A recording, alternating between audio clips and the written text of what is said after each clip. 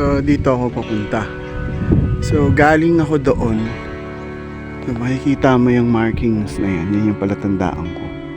Pero muntikan ako maligaw kanina bago ako umahon dyan. So mamaya manggagaling ako dito, galing sa ilog. So dito ako aakyat. So dyan dapat yung dadiretsuhin mo kung gusto mong lulusot ka ng Holcim. Kaya lang sanga-sanga, may sanga-sanga pa yung trail dyan sa loob. Okay. Mahilig ka ba mag-isip din, kuya? May bago akong nadidiscover sa sarili ko ngayon. Nahihilig ako mag-isip pero hindi ko alam kung paano to gawing pera. Sa ngayon, lahat ng iniisip ko puro problema pa lang. Sana balang araw maging pera din ito.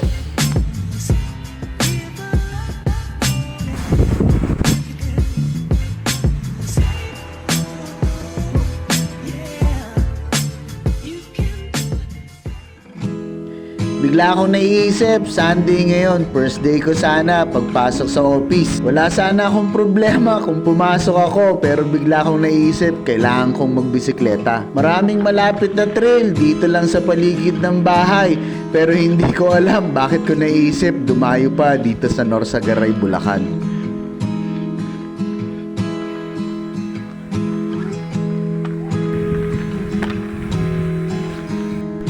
Hindi ko na pinag-isipan at ginawa ko na lang itong araw na to dahil kung iisipin ko sigurado papasok ako. May dalawang boses ako na naririnig tuwing may ginagawa ako na ganito. Ito lang yung pinili ko ngayong araw na to. Marahil ito yung pinakamabuti para sa akin. Kailangan ko lang sigurong i-discover ko ano yung magandang hinaharap para dito. Marami akong sagot na nasa isip. Pero bawat sagot na to, kailangan din ng mga katanungan. At sa ngayon, ayoko munang mag-isip.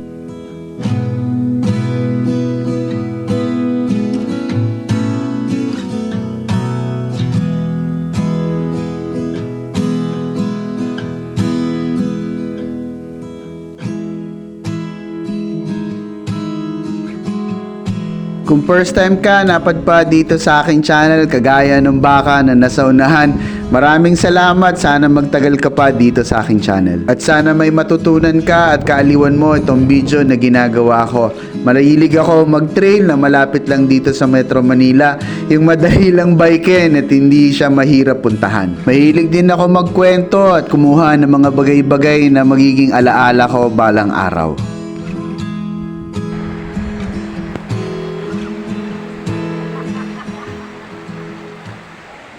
So maraming tao.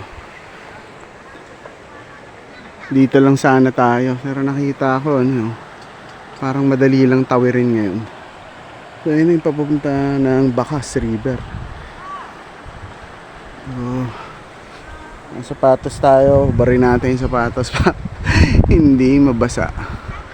So dyan kami galing nung nakaraan. Okay, sana hindi masakit sa paa.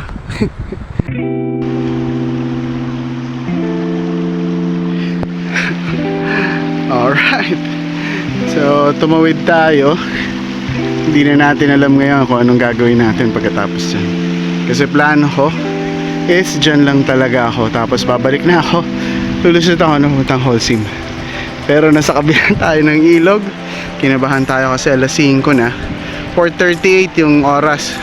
So hindi natin alam kung anong oras tataas yung tubig. Pero tuwing hapon tinataas yung tubig na yan. Nagmamadali tayo baka tamang praning lang. Okay, so nandito ngayon tayo. So sana hindi tayo matrap dyan sa kabila. Alright.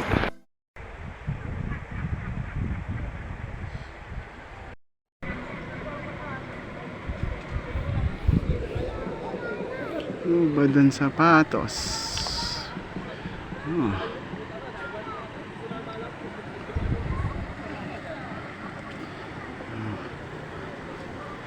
Ang tao. Daming tao na nagpipiknik. So may isa pang truck kanina. Tayo nakasalubong. First time ko makatawid dito sa lugar na to na part ng ilog. Una akong nakarating dito, yung kasama ko sila Kuyang JR Cruz o Juana Ride at saka si Kuyang Papadar. Nakita ko to, nagkaroon ako ng interes. Sabi ko mukhang may bagong daan dito. Yung part na to, nung nadaanan namin to, naliligaw na kami dito. Hinahanap namin kung saan yung pinakamalapit na lalabasan kasi medyo panic mode na kami at wala na kaming tubig nung nandito kami.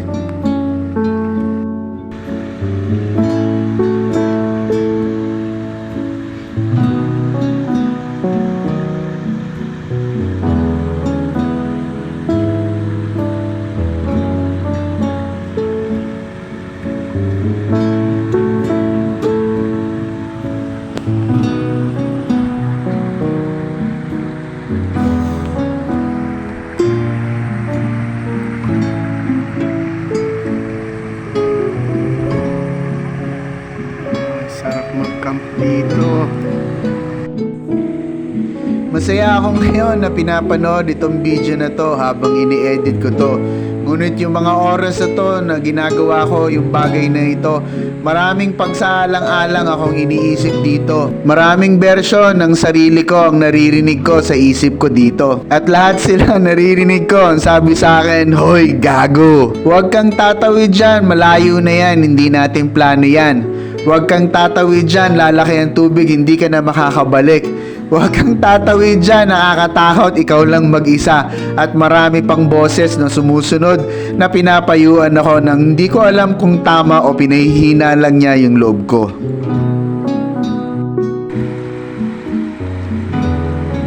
Tapos na tayo magkape, tapos na tayo mag-tinapay. Malapit na ako sa tinapay. Tom Goods! Solo tayo ngayon. Ay. Buti sa wakas nagawa natin ito. Kulang man. Pero nagawa natin to. Sobrang hirap gawin ng mag-isa.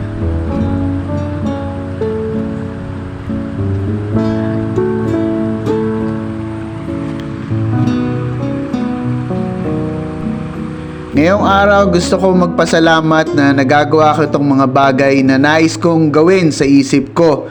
Marahil marami sa atin na nakakapanood nitong video o kaya yung hindi pa nakakapanood pero iniisip mo na sana nagagawa ko itong mga bagay na ito na mapuntahan itong mga pambihirang lugar na to. Hindi madali itong puntahan.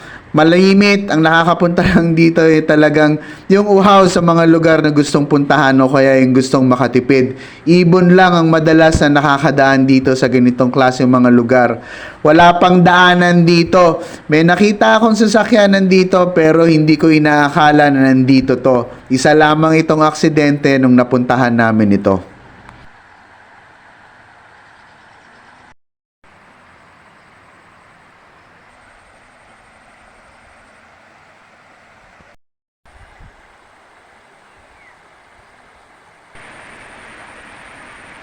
Limliman.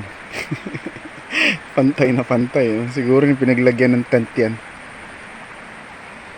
Basta nagkampo. Ting sabitan ng hamok ko.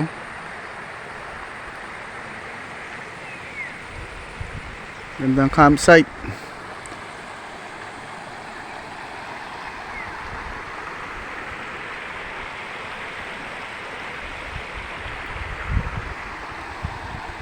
Napakagandang campsite. Walang bayad dito, guys.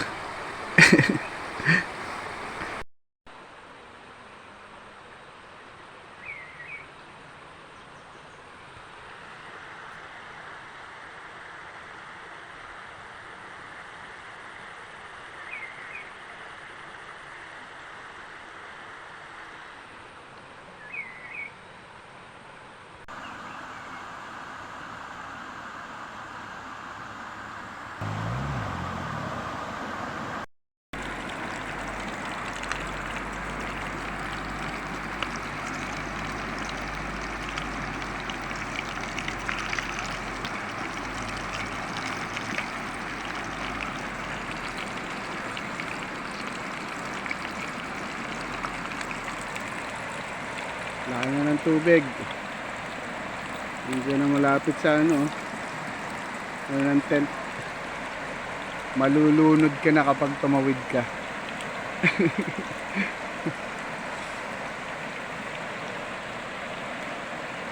Tubig na yung araw.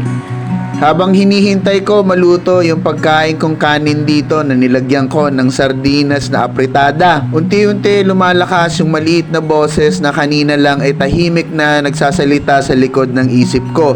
Sabi niya dito, huwag kang tatawid dahil lalaki ang tubig at magsisisi ka.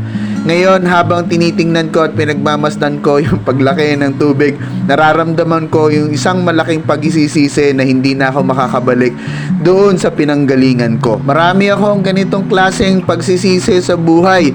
Nagsisisi ako sa maraming bagay na ginagawa ko at hindi ko iniisip yung mga kasiyahan na nangyari tuwing ginagawa ko yung ganitong mga bagay sa buhay ko. Mabait yung mga enduro rider. Tinuturo ako na hindi na pwede daw tumawid.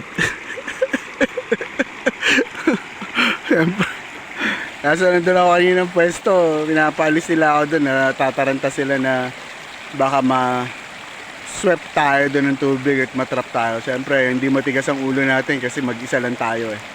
Kaya, umalis tayo doon, punta tayo dito sa park na to. Para maging kampante sila, hindi sila nag-aalala na baka ma-lunod tayo doon. Okay, hapon na. Doon tayo galing kanina, hindi na masyado makita. Ito lang ang masasabi ko ngayon sa aking napapansin at sa buhay ko. Kahit yung pinakamatalinong tao sa mundo, hindi rin alam, wala silang kasiguruhan kung ano ang hinaharap nila. Naniniwala lang sila na alam nila tama yung ginagawa nila kaya nagpapatuloy sila. Para sa atin, ganun din ang ginagawa natin. Naniniwala ako kaya magpapatuloy ako. Ako na lang mag-isa dito. Akala ko ano siya? Akala ko ano sila, mag-overnight dito. Hindi, mukhang ano lang, ganyan lang.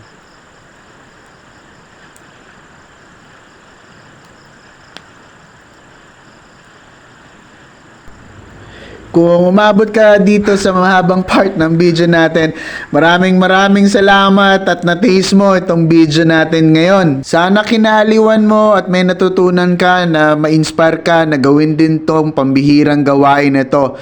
Bago ito sa akin ngayon, gusto ko ng mga adventures sa mga napapanood ko sa TV at sa sine, pero hindi ko alam kung paano to sisimulan.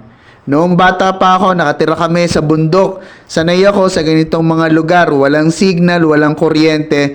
Tanging huni lang ng mga kuliglig sa gabi at ibon ang maririnig ko sa paligid. Ngayon dumadating ako sa gitna ng buhay ko, bumabalik uli yung alaala ko nung mga bata pa ako. Nahihilig ako pumunta sa ganitong lugar, natatakot din naman ako, lalo na kung mag-isa ako. Maraming naglalaro sa isip ko pero mas gusto ko talaga yung may madiscover na bago sa buhay ko. Manatili tayong gutom, matanga araw-araw, gutom na makadiscover ng bago sa mga buhay natin. At tanga-tanga naman na madiscover yung mga bagay na madali lang natin kaaliwan at hindi kailangan ng malalim na paliwanag. Maraming nakakaaliw sa mundo at nakakatawa. Mas maganda itong iisipin kaysa yung mga buhay na nakakalungkot na nangyayari sa atin. Masarap maging matalino pero kung gagawin niyang komplikado ang buhay natin, mas gugustuhin ko pang maging tanga.